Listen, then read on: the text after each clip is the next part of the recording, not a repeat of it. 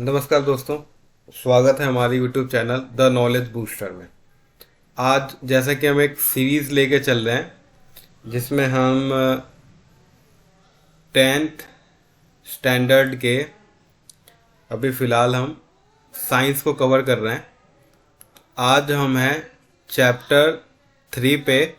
इसका पार्ट 1 है। पार्ट 1 में हम आज डिस्कस करेंगे फिजिकल प्रॉपर्टीज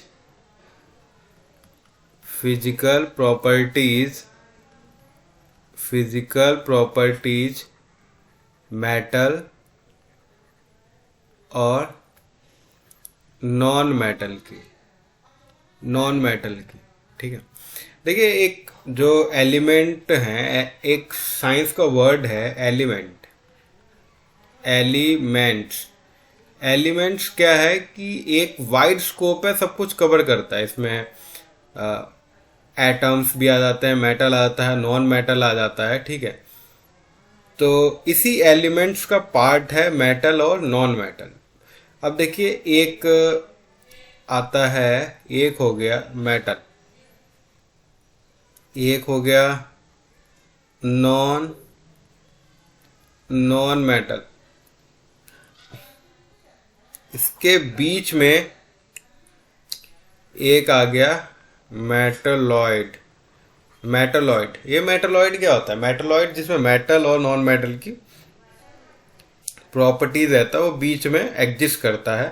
तो 10th, क्योंकि ये 10th स्टैंडर्ड है, तो इसमें मेटलॉइड्स के बारे में डिस्कशन आएगा, बट उतना नहीं आएगा। चलिए चालू करते हैं चैप्टर को। टॉपिक है हमारा मेटल और नॉन मेटल। इस चैप्टर में जो बेसिक है वो है कि हम डेली लाइफ में हम बहुत सारी चीज़ें यूज करते हैं। हम आयरन यूज करते हैं, सोडियम हम यूज करते हैं नमक के फॉर्म में। ठीक है, तो ये कई अल्टरनेटिव, कई मेटल डायरेक्ट, जैसे कि स्टील है, ये मेटलॉइड है। ठीक है, इसकी प्रॉपर्टी क्या है कि मेटल से थोड़ी डिफरेंट नहीं कह सकते, मेटल ही कह सकते, but not a pure metal. ठीक है, ये कहीं ना कहीं कॉम्बिनेशन है मेटल और नॉन मेटल का। हो सकता है इसमें सारे मेटल मिलके बने हो, बट एक अल्टरनेट होता है कि कोई मेटल है, हमें स्टील है, स्टील का बेसिक होता है आयरन से ही बनता है। अब आयरन है, इसमें रस्टिंग की प्रॉब्लम आती है। ये चैप्टर 1 और 2 में इसको डिस्क्राइब किया गया है, रस्टिंग। ठीक है, तो ओवरऑल उस प्रोसेस को कोरोजन, आगे इस चैप्टर में भी आएगा, इंपॉर्टेंट है कोरोजन। ठीक है, तो देख सकते हैं कि हम डायरेक्ट आयरन यूज नहीं कर सकते, तो हमें इसके अल्टरनेटिव्स चाहिए होते हैं। अब अल्टरनेटिव्स में हम आयरन में कुछ मिलाएंगे, कुछ कंपाउंड डालेंगे, जैसे कार्बन डाला। ठीक है, कार्बन डाला तो कार्बन से क्या होता है कि इसकी हार्डनेस बढ़ जाती है। तो किसी तरीके से हम इंडस्ट्री के हिसाब से हमको स्टील की ज़रूरत है। अब स्टील में भी कैटेगरी आता है कि SS304, ये ग्रेड होता है एक स्टील का। ठीक है, तो आज हम पढ़ेंगे। तो हमारा आज पॉइंट है फिजिकल प्रॉपर्टीज ऑफ, इसकी देखेंगे। केमिकल प्रॉपर्टीज हम पार्ट 2 में देखेंगे, पार्ट 2 में। ठीक, तो जो किसी भी शुरुआत में जब आपको पता है ग्रुपिंग की जब बात आई थी कि एलिमेंट्स को ग्रुप करना है, तो उसमें पहला जो प्रेफरेंस रखा गया था ना इनिशियली, वो फिजिकल प्रॉपर्टीज है। तो यही इस चीज़ को बताया गया है कि ग्रुपिंग का जो मेन प्रिंसिपल था वो था फिजिकल प्रॉपर्टीज। इसके बाद जैसे कि इस एक्टिविटी में 3.1 में बताया है कि जैसे आयरन है, आयरन को क्या लिखते हैं? Fe, कॉपर को Cu, एल्यूमिनियम को Al, मैग्नीशियम को Mg। ये आपको फॉर्मूला थोड़ा सा देखने पड़ेंगे। तो इनको क्या कहा गया है कि इनको जो एक आता है सैंड पेपर, इसमें यहाँ पे मेंशन है सैंड पेपर, सैंड पेपर क्या होता है, घर में देखा होगा कि पेंट वेंट करते वक्त एक ऐसा ब्राउन कलर का पेपर होता है, ब्राउन कलर का पेपर होता है, ऐसा रफ होता है, इससे दीवार को घिसते हैं, ठीक है। तो इसके ऊपर जो डस्ट पार्टिकल और पुराना पेंट होता है वो सब निकल जाता है, ठीक है। तो अगर किसी मेटल की सरफेस को आप सैंड पेपर से, या आपका सैंड पेपर है, इससे रब करेंगे तो क्या होगा, इस पे शाइनिंग आ जाएगी। आप इस पे क्या आएगी, शाइनिंग। वो शाइनिंग क्यों आएगी, क्योंकि इसके ऊपर जो रस्ट है वो आपने रिमूव कर दिया सैंड पेपर से, सरफेस इसका अनइवन होता है जिसमें क्या आएगी, शाइनिंग। तो यही इस एक्टिविटी का एक मोटो है। सेकंड देखो, अब इसमें इसका रिजल्ट भी है, एनसीईआरटी एक्टिविटी का रिजल्ट ठीक उसके नीचे ही दे देता है। अब देखिए, मेटल्स प्योर स्टेट में है, वो उनकी शाइनिंग सरफेस होती है। अब जो केमिस्ट्री है उस शाइनिंग को, जो मेटेलिक प्रॉपर्टी में शाइनिंग होता है, उसे लस्टर कहते हैं, ठीक है। अब दोबारा बताया गया है कि small piece of iron, copper, aluminium and magnesium लेना है, उन्हें कट करके देखना है। तो ये कुछ जो है फिजिकल प्रॉपर्टी चेक करने का है, ठीक है। तो अब आयरन है, उसको कट करोगे तो आपने देखा होगा आयरन को कट करना आसान होता है, ठीक है। हेक्सा ब्लेड आते हैं, हेक्सा ब्लेड, इस टाइप के ब्लेड्स रहते हैं जिससे हम आयरन को हम काट सकते हैं, ठीक है। तो इससे ये पता चलता है कि जो हमारे जो मेटल होता है उसमें क्या होता है, हार्डनेस। अब सभी मेटल में हार्डनेस सेम नहीं होता, ठीक है, ठीक। अब एक और चीज बता रहा है कि किसी दो मेटल के रॉड हो ले लिए, आयरन के मान लो आपने रॉड ले लिए, ठीक है। ये भी आयरन का रॉड है,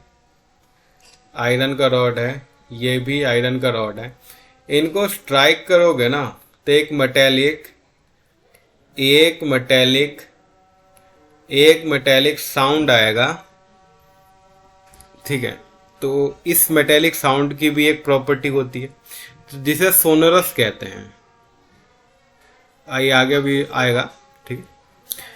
तो अब एक एक्टिविटी और है जिसमें मेटल की शीट है, इसको हैमर से बीट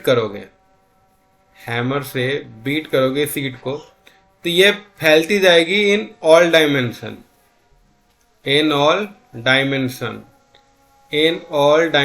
ऐसा नहीं होगा कि सिर्फ लेंथ वाइज बढ़ेगी या विड्थ वाइज, नहीं, ऑल डायमेंशन में।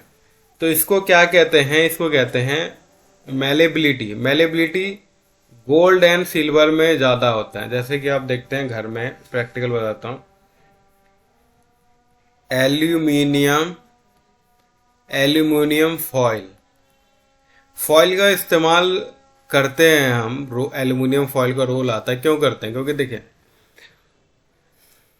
तो बहुत बारीक होते हैं, खाने मिठाई जो स्वीट्स होता है उस पर कई बार देखो चांदी की अर्क, एक वर्ड यूज करते हैं अर्क, कहता है चांदी की अर्क है, तो मतलब चांदी कॉपर। और जो गोल्ड है, कहीं में गोल्ड की भी अर्क होती है महंगी स्वीट्स में। तो क्यों यूज करते हैं, क्योंकि यहाँ पे बताया जा रहा है क्योंकि उसमें एक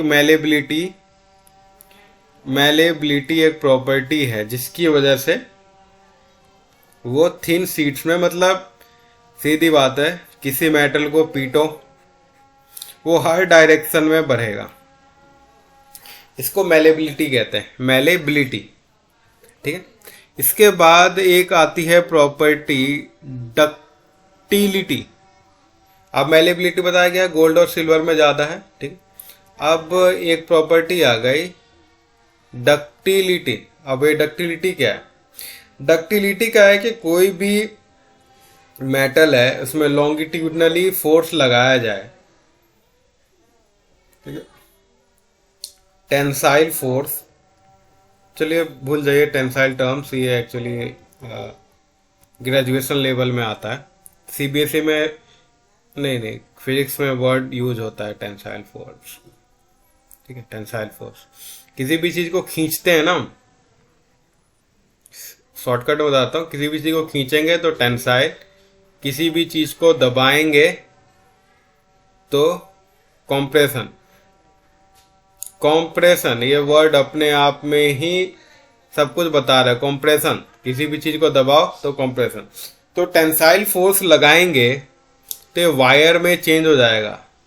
याद कीजिए सारे जो वायर होते हैं वो कॉपर, एल्यूमिनियम के ही होते हैं बेसिकली। क्यों होते हैं?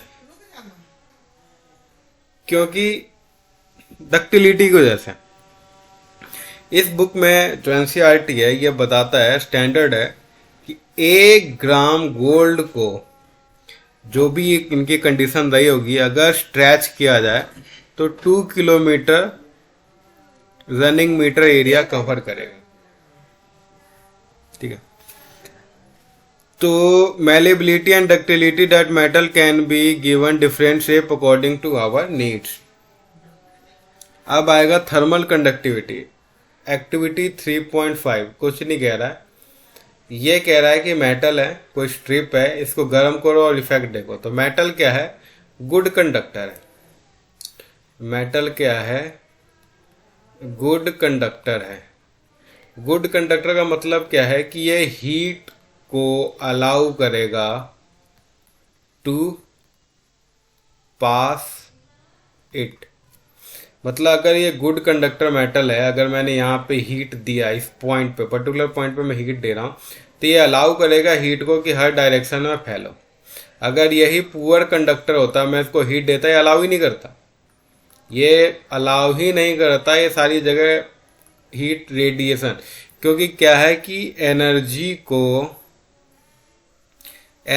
को फैलने के लिए सोर्स चाहिए, तभी तो वैक्यूम में हम साउंड वेव ट्रैवल नहीं करती हैं। क्यों नहीं करती साउंड वेव ट्रैवल? क्योंकि भैया मीडियम चाहिए, मीडियम चाहिए, यहाँ पे मीडियम नहीं है। ठीक है, तो इससे पता चलता है कि सिल्वर कॉपर, इसमें बताता है सिल्वर और कॉपर, ठीक है, और कॉपर, ये जो हैं ये दोनों, ये गुड कंडक्टर है। अब देखिए ये बात, लेड और मरकरी ये पुअर कंडक्टर है। लेड और मरकरी पुअर कंडक्टर। मैं इसका मतलब क्या है कि ये हीट को अलाउ नहीं करेंगे टू पास थ्रू इट। ठीक है, और फिर अब ये एक्टिविटी है इलेक्ट्रिसिटी के बारे में। इसमें क्या है कि अगर मैं इसको फिजिक्स की लैंग्वेज में इसको बनाऊं तो बैटरी, स्विच, ये बल्ब, बीच में मैं मेटल का पीस, ये मेटल पीस है। ठीक है, स्विच को क्लोज किया, ठीक है, कनेक्शन सप्लाई ऑन हो गई, बीच में मेटल का पीस लगाया, हमने देखा कि बल्ब क्या कर रहा है, ग्लो, नॉर्मल एक्टिविटी है। तो ये बताता है कि metal is also a good conductor of electricity. Good conductor क्या होता है? जो अलाउ करे टू पास थ्रू इट। यहाँ पे ये पास करने के लिए अलाउ कर रहा है, तो ये क्या हो गया, ये टेम्परेचर के लिए भी गुड हो गया, ये इलेक्ट्रिसिटी के लिए भी गुड हो गया। ठीक है, अब देखिए जो घरों में वायर होता है वो मल्टीपल कोटिंग में आता है। एक कोटिंग तो वायर के ऊपर होती है, ठीक है, फिर अर्थ हो गया, न्यूट्रल हो गया, फेस हो गया, ठीक है, ये इन सभी वायर को एक और ओवरऑल एक कोटिंग और रहती है। तो इतनी कोटिंग क्यों? क्योंकि देखिए इसकी कोटिंग किसकी जाती है? PVC polyvinyl chloride. अब पॉलीविनाइल क्लोराइड क्या होता है, शॉर्टकट में प्लास्टिक होता है जी, प्लास्टिक होता है। ये इंसुलेटर होता है। इंसुलेटर क्या होता है, जो इलेक्ट्रिसिटी को कट कर दे, वो इंसुलेटर होता है। मतलब ये हो गया bad conductor of electricity. Bad conductor हो गया किसका, इलेक्ट्रिसिटी का। ये अलाउ ही नहीं कर रहा, ठीक है। वायर है, करंट फ्लो कर रही है, ये पीवीसी कोटिंग है, ये इंसुलेटर है, इंसुलेटर है। ये अलाउ ही नहीं करेगा कि करंट फ्लो करे। तो हमें किससे बचा लेगा, हमें बचा लेगा ये शॉक से, ठीक। अब वही नॉन मेटल, नॉन मेटल के एग्जाम्पल क्या है, जैसे ही नॉन मेटल CO2, आयोडीन,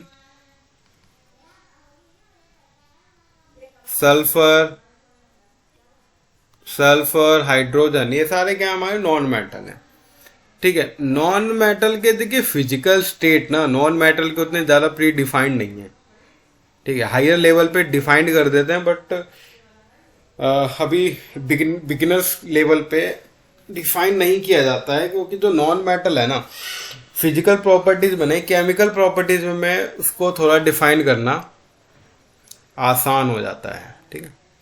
तो केमिकल प्रॉपर्टीज में बनेंगे। अब देखिए केमिस्ट्री में रूल्स होते हैं, ठीक है। केमिस्ट्री में रूल्स होते हैं हर चीज़ के, और केमिस्ट्री का सबसे बड़ा रूल होता है कि केमिस्ट्री में कोई रूल ही नहीं होता, फुल ऑफ एक्सेप्शन, ठीक है। अब एक कुछ एक्सेप्शन केस के बारे में, इस पे बहुत इंपॉर्टेंट है, एक्सेप्शन केस के बारे में बता रहे हैं। जैसे कि क्या है कि ऑल मेटल जो है सॉलिड होते हैं रूम टेम्परेचर पे, ठीक है। और जो हमारा रूम टेम्परेचर है हमारा, उस पे सभी मेटल सॉलिड होते हैं। बट जो मरकरी है वो हमारा सॉलिड नहीं रहता है। क्यों मरकरी, क्योंकि देखिए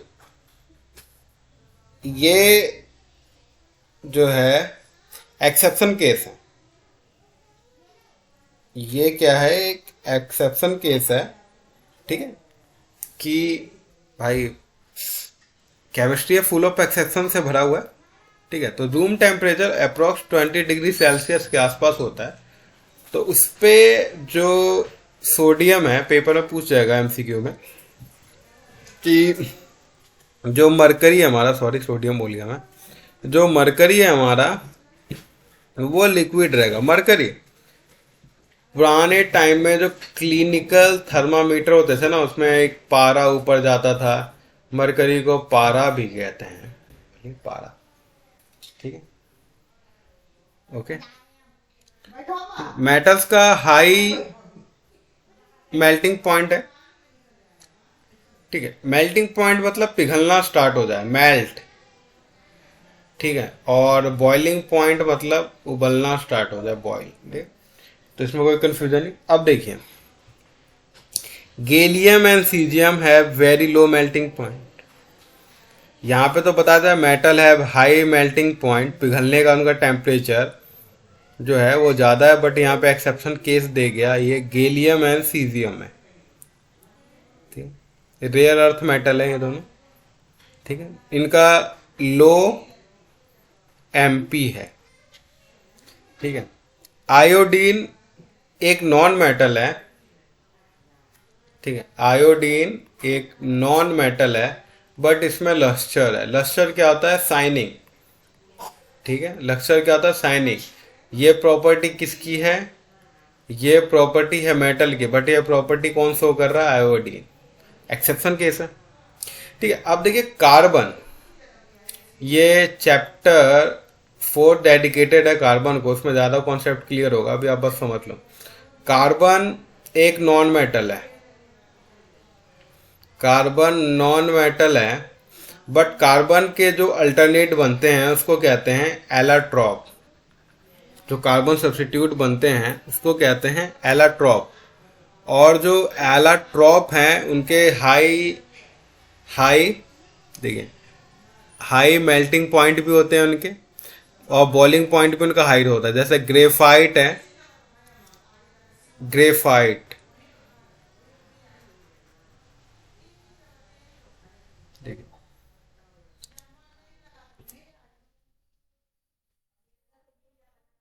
ग्रेफाइट ग्रेफाइट पेंसिल में इस्तेमाल होता है, तो ये गुड कंडक्टर ऑफ इलेक्ट्रिसिटी है, ठीक है।